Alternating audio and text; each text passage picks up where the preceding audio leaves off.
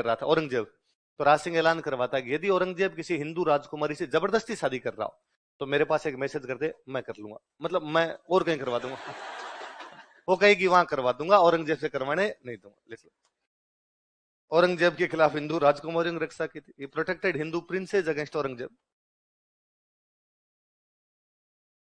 औरंगजेब के खिलाफ हिंदू राजकुमारियों की रक्षा की थी,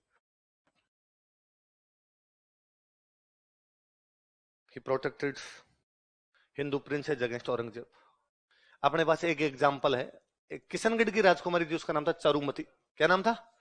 ये एक एग्जाम्पल लिखो, लिखो जैसे किशनगढ़ की राजकुमारी Charumati, like Charumati princess of Kishangarh. ये किशनगढ़ है अपने अजमेर में इधर। जैसे आगे किशनगढ़ पढ़ेंगे तो मैं वापस बात याद करवा दूंगा। जैसे किशनगढ़ की राजकुमारी Charumati, like Charumati princess of Kishangarh. जैसे किशनगढ़ की कौन सी राजकुमारी? चारुमती। कहते हैं भाई औरंगजेब यहाँ मैसेज करता है, चारुमती का भाई राजा हुआ करता है यहाँ किशनगढ़ में, मान सिंह। क्या नाम था? मान सिंह। वो मान सिंह को मैसेज करता है, भाई मैं चारुमती से शादी करना चाहता हूँ। किशनगढ़ वालों को क्या औकात कि औरंगजेब को मना करे? तो उन्होंने कहा भाई साहब जब आए उसे 2 दिन पहले मिस कॉल कर देना, टेंट वेंट लगा के तैयार रखेंगे। ये बात चारुमती को पता चली, तो चारुमती ने अपने भाई को कहा ऐसे कैसे कर सकते हो, तुम मेरी मर्जी के खिलाफ जाकर औरंगजेब से मेरी शादी कैसे कर सकते हो, और तुम्हें ऐसा नहीं करना चाहिए।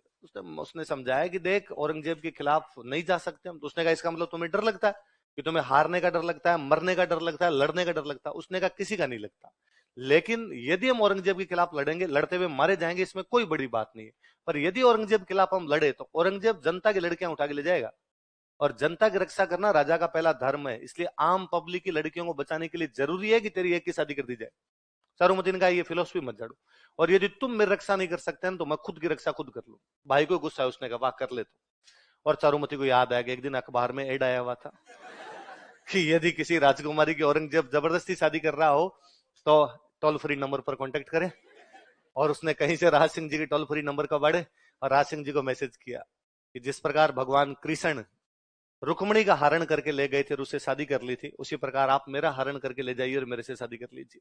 राज सिंह जी के पास ऐसे मैसेज आते ही रहते थे, टोल फ्री नंबर पे तो हर कोई कर देना मैसेज। तो राज सिंह जी ने पहले डीपी चेक की, उनका ठीक है ना, की जा सकती है शादी।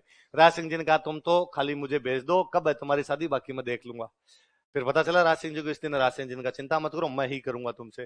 फिर राज सिंह जी ने औरंगजेब को मैसेज किया कि भाई औरंगजेब वो तू किशनगढ़ जा रहा बताया शादी करने के लिए, तो प्लीज कैंसिल कर दे, इधर मैं करूंगा। तो इस घटना से थोड़े दिन पहले हमने एक जगह पड़ी झीलवाड़ा, जहां चाचा मेरा महबूबुमार मोकल को मार देते, उसके पास में एक छोटी सी जगह, उसका नाम है रूपनगर। क्या नाम था? और रूपनगर की कोई एक राजकुमारी थी चंचल कुमारी। क्या नाम था? औरंगजेब उससे शादी करना चाहता था, पर राज सिंह पहले जाके ब्याह करके आ गया था। तो औरंगजेब नाराज था। औरंगजेब ने कहा यार भाई ये क्या तरीका है यार, उधर भी तू कहते ओस फूलते। अच्छा, ये ये बात गलत है, तू ऐसा नहीं कर सकता। राज सिंह का आप गलत सही देख ली। तो औरंगजेब ने कहा फिर लड़ाई होगी, उसने कर ले बोले लड़ाई। तो कहा ठीक है मेरी सेना आएगी और युद्ध अब इसका फैसला कर देगा। ठीक है। अब भाई शादी का दिन नजदीक है, पता था औरंगजेब सेना भेजेगा, शादी करने तो नहीं देगा।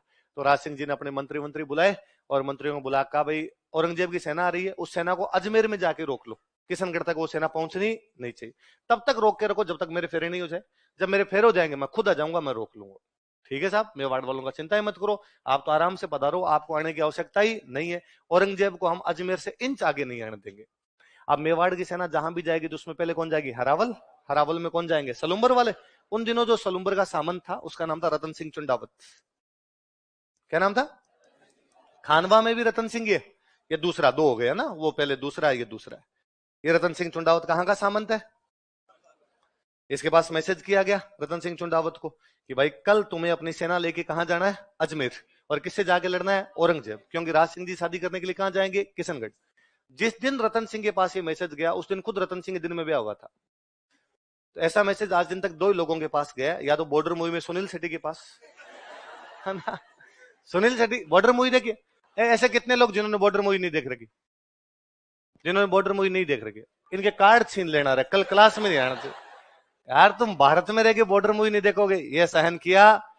आज घर पे जाके जिन्होंने नहीं देख रखी वो बॉर्डर मूवी देखेंगे, जिन्होंने देख रखी है वो रिवीजन करेंगे। एक एक व्यक्ति द्वारा कौन सी मूवी देखी जानी चाहिए? तो सुनील शेट्टी के पास ऐसा ही मैसेज आता है, तो वैसा ही रतन सिंह के पास मैसेज आया। तो रतन सिंह ने कहा, भाई साहब, राज सिंह जी खुद की शादी के चक्कर में लोगों की शादी कैसे बर्बाद कर सकते हैं? मेरा आज ब्याह हुआ, राज सिंह को नहीं दिख रहा क्या? और रतन सिंह ने मना कर दिया कि मैं युद्ध में लड़ने के लिए नहीं जाऊंगा। तो उसकी जो रानी थी उसका नाम था सलह कंवर। क्या नाम था? एक हाड़ी रानी थी। बूंदी की जो रानियां होती उनको क्या बोला करते? और साड़ी रानी का नाम क्या था? सलह। उसको पता चला कि उसके पति ने युद्ध में जाने से क्या कर दिया है, मना। और उसने रतन सिंह को समझाया कि नहीं, चुंडा जी ने राज्य छोड़ दिया था, उन्होंने कहा मैं राजा नहीं बनूंगा। राजा कौन बनेगा? मोकल। इसलिए कहा गया कि चुंडा के वंशज जो होंगे वो किस में रहेंगे? हरावल। और सलुम्बर वालों को हरावल का अधिकार है। यदि आप सेना में लड़ने के लिए ना जाएंगे तो हरावल का अधिकार छीन लिया जाएगा। और आने वाली पीढ़ियां इस बात पर थू थू करेगी कि बीच में हमारा एक दादा परदादा बेलखना निकल गया था, उसकी वजह से हमसे हरावल का अधिकार छीन लिया। आपको जाना चाहिए। रतन सिंह ने वापस कहा कि मैं आज दिन तक राज सिंह की किसी भी लड़ाई के लिए मना मैंने नहीं किया।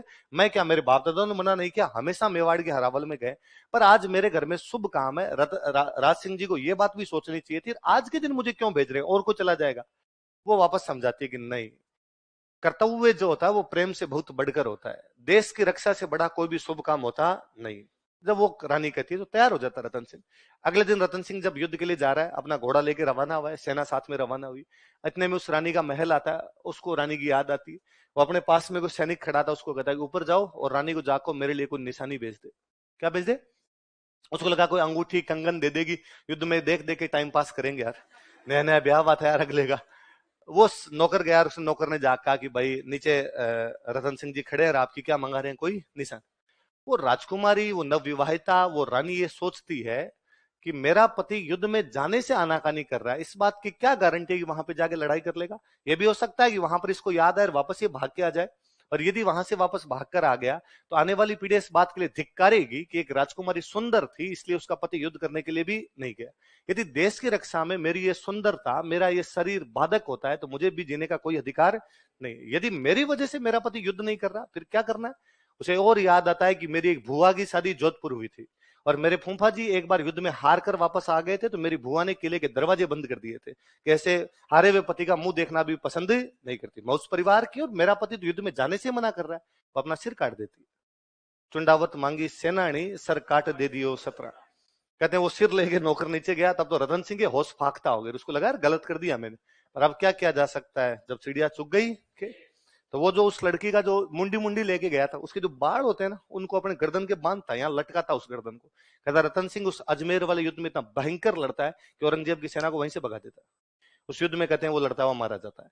चारुमती से राज सिंह जी शादी करके वापस पधारते हैं। एक दिन राजसमंद झील की पहाड़ पर बैठकर चारुमती को राज सिंह जी कहानी सुनाते हैं कि अपने शादी से पहले क्या क्या वाकया हुआ था। और राज सिंह जी कहते हैं कि ओ रतन सिंह चुंडावत लड़ता हुआ मारा गया। चारुमती पूछती है फिर क्या हुआ? राज सिंह जी कहते हैं वो दोनों मर गए इसलिए हम दोनों साथ बैठे हैं। उस दिन वैसा नहीं हुआ होता तो हम साथ में नहीं बैठ पाते। हमने हमारी उस रानी को बेहद सम्मान दिया। हमारे राजस्थान पुलिस में लड़कियों की जो बटालियन होती है उसका नाम है हाड़ी रानी बटालियन। क्या नाम है? उस हाड़ी रानी का नाम क्या था? लिख लो। है? क्या लिखा हुआ बोर्ड पे? बोर्ड पे क्या लिखा? बस तो लिखो। क्यों लोड लिया फिर? हेडिंग डालो।